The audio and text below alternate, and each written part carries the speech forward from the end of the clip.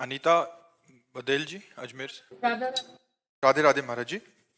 महाराज जी, आप कह रहे हैं कि आप पिछले 25 वर्षों से राजनीति क्षेत्र में हैं और अभी एक पद पे हैं, मंत्री पद पे। महाराज जी, आप कह रहे हैं कि आप हमेशा बार बार अनेकों एकांतिक वार्तालाप में आपसे सुना है कि निंदा नहीं करनी चाहिए, दूसरों के दोष नहीं देखने चाहिए। महाराज जी ये कह रहे हैं कि राजनीति क्षेत्र, लेकिन पद के अधिकार जैसे किसका प्रश्न है? दूसरों के दोषों का महिमा मंडन करके ही इसमें आगे इन बढ़ा पद के अधिकार के अनुसार भी करना पड़ता है।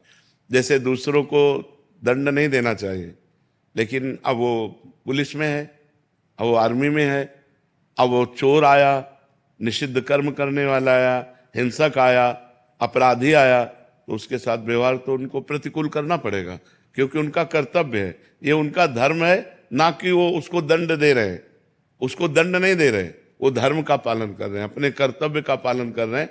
पापात्मा, अधर्मी, अन्यायी को दंड देना ये धर्म है, और निर्दोष सत्य पर चलने वाले का सहयोग करना धर्म है। तो जैसे आप राजनेता हैं तो अपने पक्ष को पुष्ट करना पड़ेगा, क्योंकि अगर ऐसा नहीं करते तो आपकी विजयश्री कैसे होगी।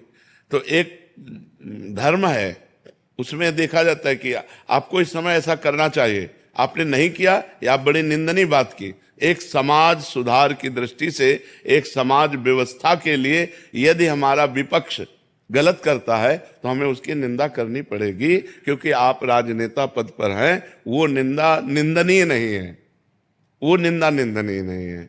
जैसे कोई पदाधिकारी है, कोई अपने बड़े पद पर बैठा है और वो सही निर्णय नहीं कर रहा है, आप उसके विपक्ष में हैं, तो निंदा तो करनी पड़ेगी।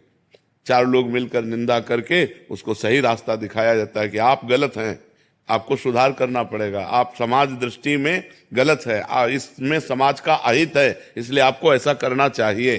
तो ये करना होता है, उसमें उसे निंदा नहीं मानी जाती है जी।